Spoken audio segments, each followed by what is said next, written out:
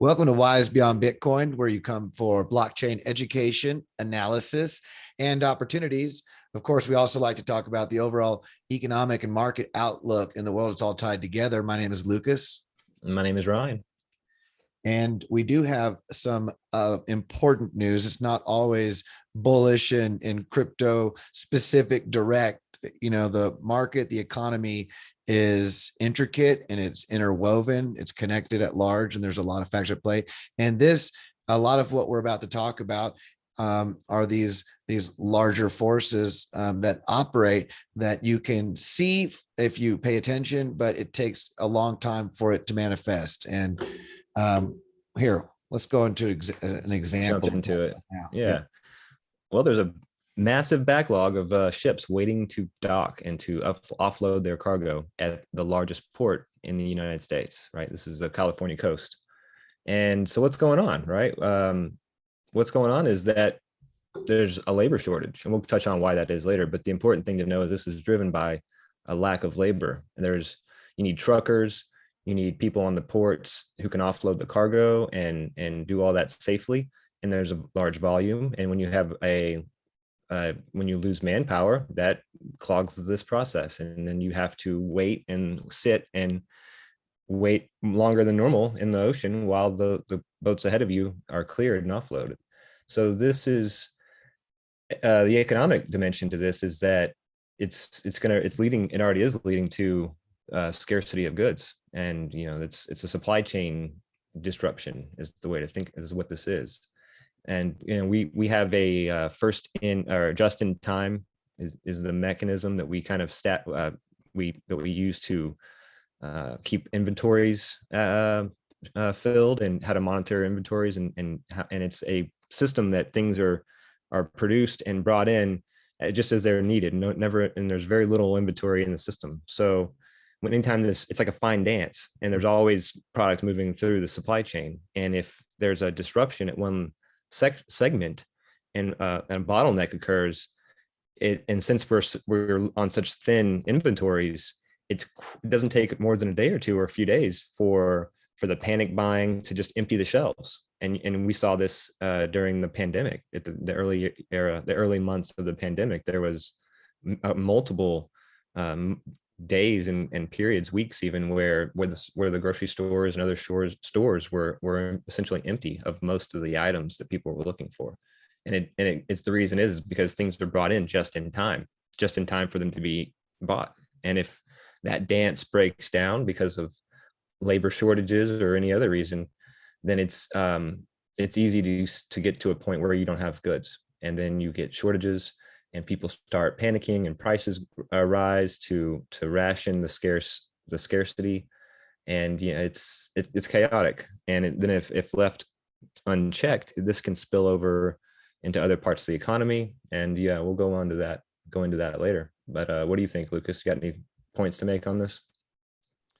Yeah, this is what I was saying.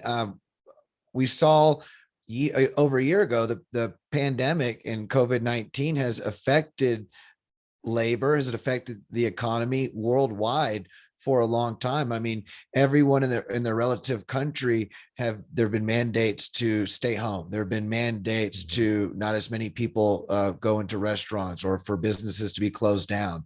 So to see now these, not just, well, we're about to get into the ships, but we're seeing the consequences of when you have a worldwide economy that's connected, where we are shipping goods from one country to another to be finished and to stock their shelves. Well, when those when those warehouses no longer are allowed to have workers making goods, and those ships are no longer allowed to come into port or are stuck for different reasons, we get bottlenecks. And those chickens are going to come home to roost, so to speak. And I feel that we're just now seeing the beginning, and this could take a while to recover from. Indeed.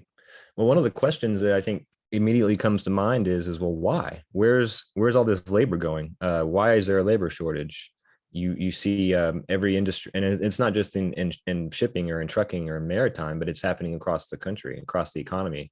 That there's, it seems like every company or firm or business has a help wanted sign, or many closing because they can't hire the right enough laborers just to keep open. And so the question is, what's driving this in the supply chain? And this article from CNN Business really does touch on it and kind of explain it in a good way. And the answer lands on COVID vaccination requirements, testing requirements, and travel restrictions. And so if you read this article, it's really interesting. We'll put a link in the below. But essentially what it gets into is the workers are quitting because they've been put under such pressure that they just can't continue. They're not willing to continue doing the job. And for a few of them, and it's not a small number, I imagine it's a significant number, but there's people who've been on out to sea for a year who haven't been able to get onto a port, who haven't been off the boat, off work, enjoy a break for a year. And just imagine being, on a boat that long. That's got to be hard on the psyche, let alone anything else. Take some time to say a little prayer and a thought of compassion for those men and women who, due to various national legal dynamic changing requirements, restrictions, have been stuck on a ship away from their family, their loved ones, their children. And let's hope that they're able to finish their work and get home. Right. Soon. So one of the things that can help move this forward is to get more clarity and unity on requirements. Yeah, right, on the requirements. Yes, that's where I was going. If you read, there's people who've got 3 different vaccines because different nations have different standards of what they recognize and what they accept. And it's just, it's patchwork. The problem is it's all these patchwork rules and regulations which have been created in a moment of crisis. There hasn't been enough thought put into how it affects people who need to travel between jurisdictions and what that means for the supply chain. So I think by highlighting this problem, maybe we can help put pressure on the political decision makers, and when even the ones in the private sector and whatever in between, who can maybe see about changing some of these rules and standardizing them so people can do their jobs and we can enjoy civilization again. to put a little fine point on it. Sure. And there's I like how you brought up the human side too, and you found that, and this is we will leave a link to this article because there is the cold, factual, and there's how many goods are on the shelves, right? There's that part of it, but then there's hey, there are people that are stuck out on the water right now. There's literally people that are stuck in a boat. And is anyone dealing with this and handling these people that haven't been able to see their family? So there's a lot to address. And I could see that with this article, and more attention gets drawn to it. And of course, as more people, they'll realize real quick, as they are, that the options in the stores and are really evaporating and going. So, okay. Well, speaking of shortages and things evaporating, we actually have another article about that. And this is actually more specific to what's going on with fuel, reminiscent to the 1970s shortages in the US, the old fuel shortages. And this is actually talking about, I guess, would you say this is there's a similar cause to the shortages of? Well, I mean, this is a little different because this is a supply side thing where the drivers aren't available to truck this fuel across the country to replenish the stations.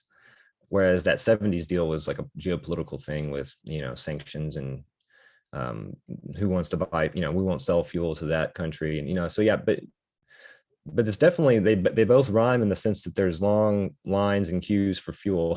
So there's that they share in common. But this is just another example of the labor shortage and it's manifesting in a gas shortage.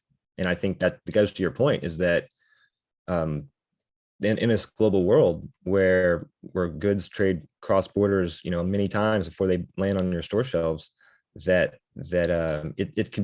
things can become really complicated fast in terms of shortages and supply chains and keeping the shelves stocked.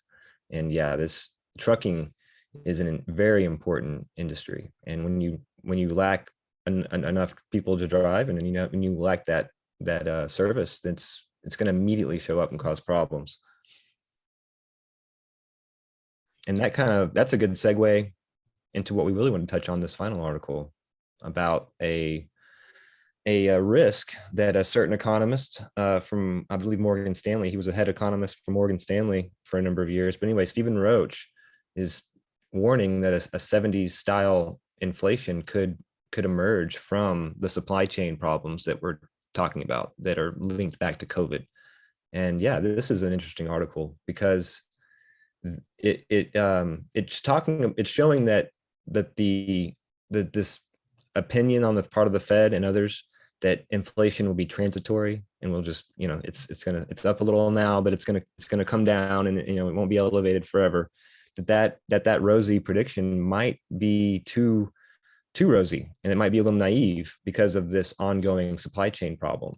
And if if energy prices start pushing up and if other commodities and goods start to bottleneck and become, you know, more expensive, and if inflation could really rip and become something that's out of the bounds of what we would be comfortable with, and that could force, this is getting a little ahead, but this could initially force the Fed to pump the brakes harder on the economy than what we were even expecting with the taper that's coming. And, you know, with the debt levels that corporate and private and public entities have, you know, higher interest rates and a real like Volcker style reaction to inflation, that would be devastating to the economy.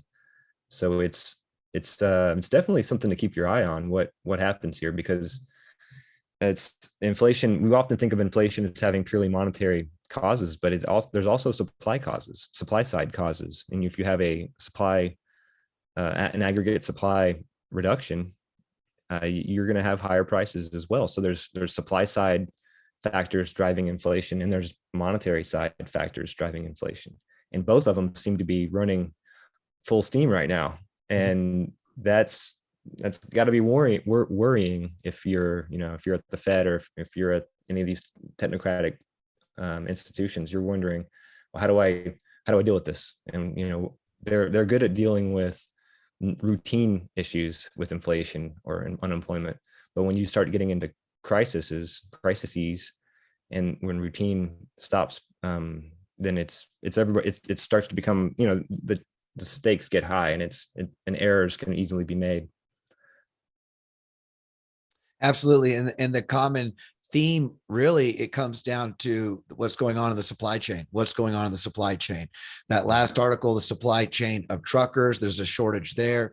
And what I was kind of connecting it to with the shipping industry was the bottlenecking, all those ships just being stuck, and due to those geopolitical reasons, whatever the reasons may be, we are seeing major shocks to the supply chain. That's the common theme. And of course, you look right here, and the economist of this article, he states, we're sort of one supply chain glitch away from stagflation.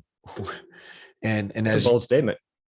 And as you said, we're actually, what separates this from 1970s or other historic inflationary periods that need to be dealt with is a worldwide pandemic crisis that has been a major shock to the supply of labor industries worldwide.